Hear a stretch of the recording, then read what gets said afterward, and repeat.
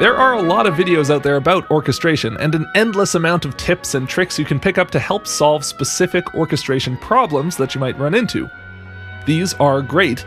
The only problem is how easy it is to watch video after video and feel like you're getting good at orchestration without ever actually writing anything. I'm as guilty of it as anyone. You have an enormous stockpile of general tips at your disposal, but when you actually sit down to try and write your grand orchestral arrangement, you just don't know where to start. So I wanted to make a video not about any specific orchestration tips, but about how to learn orchestration.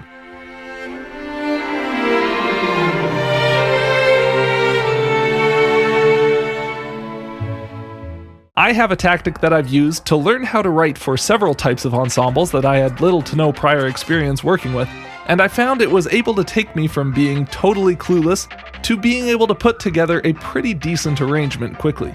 The idea is to take a score you like, analyze it, and produce an orchestral texture template that you can apply to your own arrangement. For this video, we're going to use the score for the Kirby's Adventure Medley, arranged by the great Shogo Sakai for the Kirby 25th Anniversary Orchestra concert that was performed by the Tokyo Philharmonic Orchestra in 2017, in celebration of, you guessed it, the Kirby series' 25th anniversary. It's a great arrangement, but it's also very simple and made of clear-cut sections that are easy to analyze. And what's even better is that, in an unprecedented and extremely cool move, the full score to the arrangement is available on the official Kirby website for free. I put a link to it in the description of the video. Download it and follow along if you'd like. Now, if you enjoy this process that we're about to get into and you're itching for other video game scores to pilfer for ideas, I've actually got an affiliate link for the new Guild Wars 2 scorebook. So if you like Guild Wars 2 music, you can buy the scores through my link and I get to see a little money from it. So without further ado, let's dive into the score and figure out how we can use it to start orchestrating a piece of our own. The first step of the process is to listen to the piece in question while reading along with the score. Familiarize yourself with the arrangement, where the climaxes are and the more subdued sections, and make a mental note of any particular texture that you'd like to be able to emulate. Next, you'll want to break up the score into bite-sized chunks and then analyze each chunk independently. This Kirby arrangement is a medley of different themes, and it's broken up into really clean 8-bar phrases with obvious shifts in the orchestration for each phrase, which makes it ideal for this kind of exercise. Once you have the piece broken up into chunks, listen to it again and make note of what is the emotional or illustrative quality of each chunk. Is the section loud or quiet? Does it feel subdued, boisterous, lush, and pretty? This is how we start to build a vocabulary list. You can't start making orchestration decisions until you have an idea of what the point of a section is, what it's supposed to sound like, or how it's supposed to feel. Being able to refer to a list of emotional qualities, or even just a range of dynamics to draw from, is very helpful. At the very least, mark whether each chunk of the arrangement is loud or quiet, or very loud or very quiet. For our example, I'm going to use two different sections from the Kirby's Adventure Medley. First, this section towards the end has a great sense of determination. It feels subdued, it's not very loud, but it also feels bold and adventurous.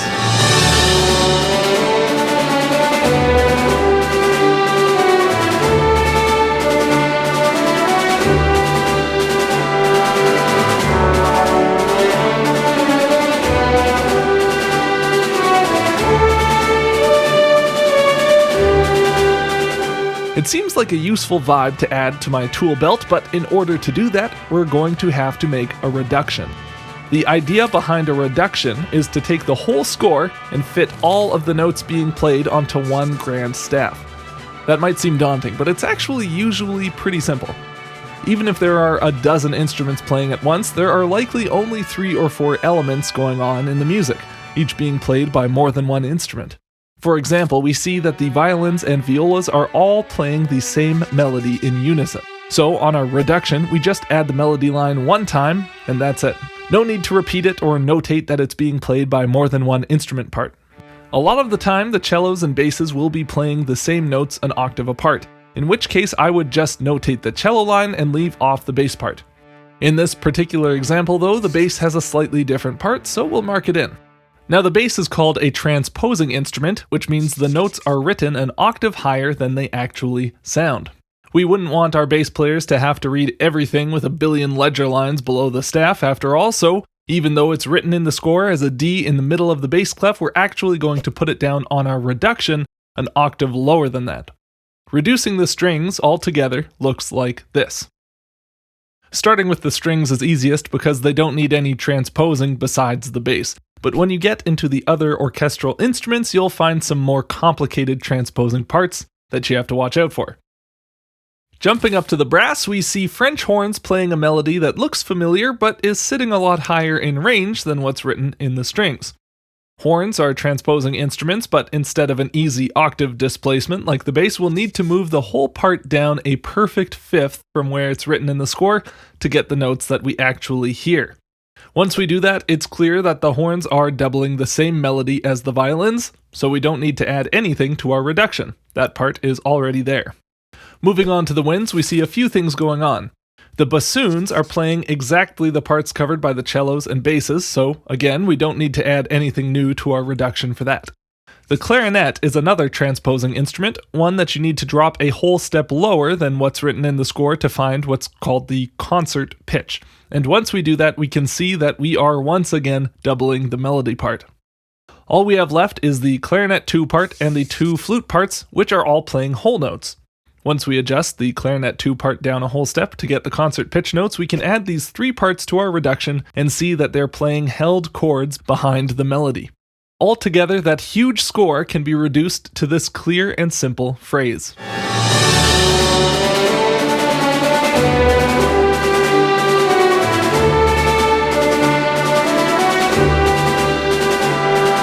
Now we can easily see what is happening in the arrangement. There's a melody, the bass note pounding on every beat and emphasized on the downbeat of each measure, and then held chord pads in the background. For our orchestral texture vocabulary list, we'll write down these elements and then note which instruments are playing each part. Clarinet 1, horns 1 and 3, violins 1 and 2, and violas all double the melody in unison at a forte dynamic marking. The chord pads are played by 2 flutes and clarinet 2 at a mezzo forte. The bass line is being played by bassoon 1 and the cellos, and the lower octave emphasis is added by bassoon 2 and the basses at a forte. And then for percussion, we have the snare drum playing a continuous marching figure. This part is largely responsible for the section's feeling of determination. Now, you may notice that the orchestration doesn't stay exactly the same for the entire 8-bar chunk. Halfway through, the trombones fill in the break in the melody with a swelling chord. It's pretty rare to find a section of orchestral music where the orchestration doesn't change at all, because that would be kind of a waste of the orchestra. The beauty of writing for orchestra is having all of these different colors at your disposal. The music can be constantly shifting, adjusting, growing, or shrinking as needed to serve the melody.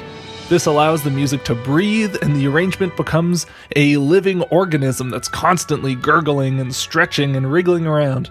That is exactly what we want our orchestral arrangements to sound like, so now we're going to return to our texture list and make a little sub-bullet point. This we'll label crescendo.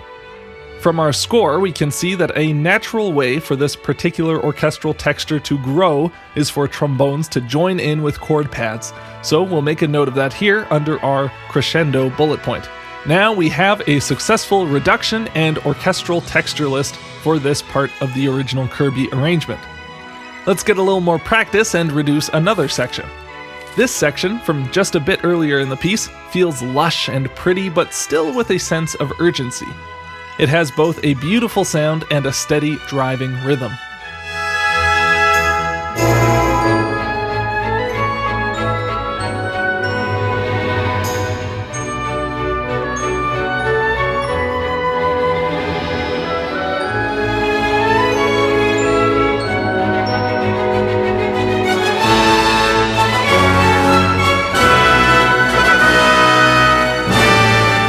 To make our reduction, let's start with the strings again. It's clear that the whole string section is working together to build up our steady, chugging chord part.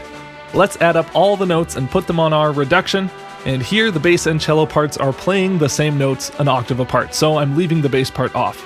In orchestral scores, you'll see a lot of doubling parts at the octave, and you don't need to have that stuff cluttering up your reduction. That's what the instrument list on our vocabulary sheet is for.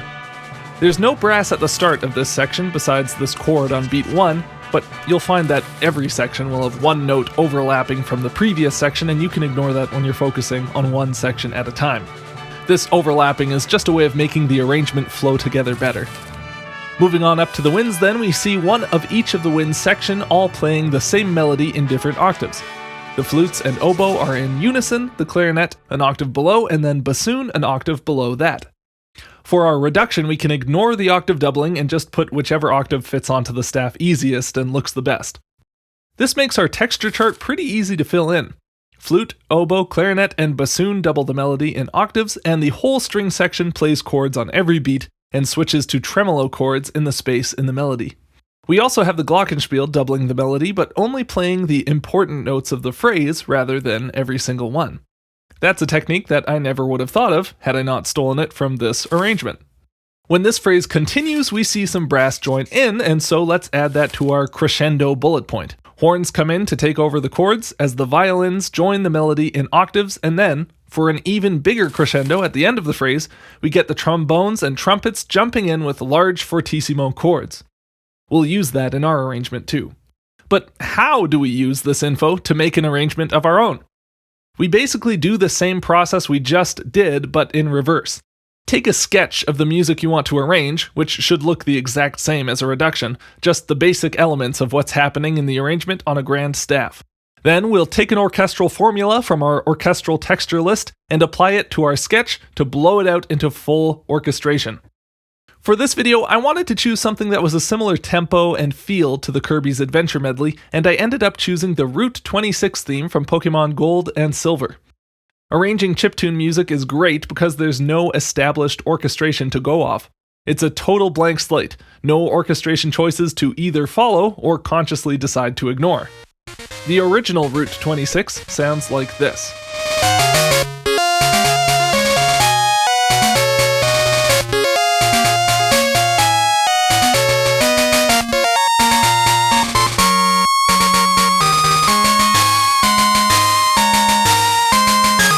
First, to make our sketch, let's take the melody and chords of the Route 26 theme and make it look like our reduction of the Kirby medley. That means melody, bass on all 4 beats with an emphasized bass note at the start of each bar, and held chords in the higher register. For the Route 26 theme, we had to get rid of some of the embellishing counterline figures that are so common to Game Boy music, but that's okay. The melody and chords are there, and that's what's important. Now we can place these elements on our score according to our first orchestral texture formula to reverse engineer that same determined sound. The melody goes onto the horn, clarinet, violin, and viola parts. The bass parts I can copy-paste to the cello and basses and the bassoons. And the chord pads I'll split between the 2 flutes and the second clarinet. Now, I want this phrase to feel like it's growing as it goes on, so for the back half, I'm going to add in the elements under our crescendo bullet point. 3 trombones bringing in swelling chords.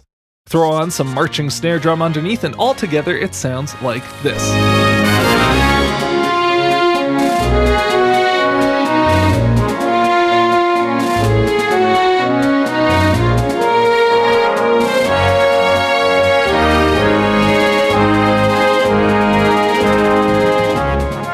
I think the orchestration suits the theme really well.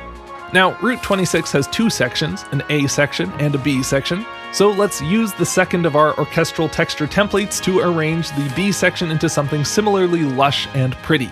First, here's the original Route 26 B section.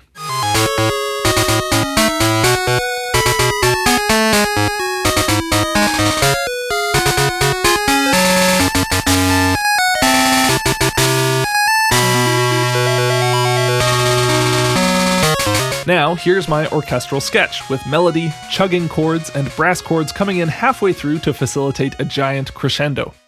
We'll place the melody in the flute, oboe, clarinet, and bassoon in their respective octaves, add the glockenspiel on the important notes, put the chugging chords in the strings, and then add in the brass chords in the second half to facilitate that build. I wanted to keep the 16th note B sus arpeggio at the end of the original Game Boy version, but this line wouldn't work really well for any actual instrument, so I wrote a new line that also outlines a B sus chord in 16th notes and gave it to the violins and violas in octaves. Don't be afraid to alter or add new stuff in this process if ideas come to you. That's actually what's going to take the music from being a ripoff of another arrangement to something that sounds original. As long as the melody is intact, you can change anything you want to make it work. This is what our full orchestral arrangement of the B section sounds like.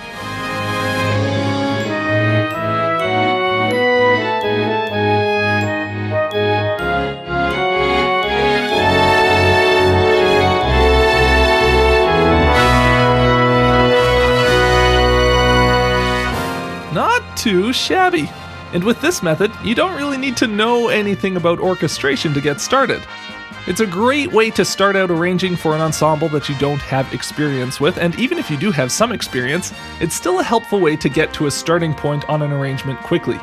There's inevitably going to be some elements that don't work as well in your arrangement as they did in the arrangement you're taking from, but finding solutions to these problems is going to teach you more about orchestration and more about why the arranger of the arrangement you're looking at made the decisions they did than any textbook could ever hope to. Of course, orchestration is an incredibly deep field and there are tons of resources worth studying. Textbooks come in very handy when you're looking to learn the general knowledge about different instruments that any orchestrator needs to know. Instrument families, ranges, limitations, character. Samuel Adler's The Study of Orchestration and Rimsky-Korsakov's Principles of Orchestration are two books that are generally considered must-reads for this purpose. Also, the utility of writing things for actual real people to play, and then getting their feedback on whether what you wrote fit well on their instrument or sounded good in real life, this cannot be overstated.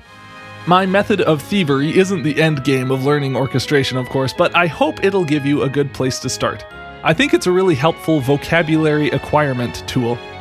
I'll put my own analysis of the characteristics of each chunk of the Kirby's Theme medley, as well as the orchestration shorthand, on my Patreon for free, so even if you don't want to support the channel, you can come check it out and get used to being on my Patreon page. Thank you so much for watching, I hope you enjoyed the video, and I'll see you all in the next one.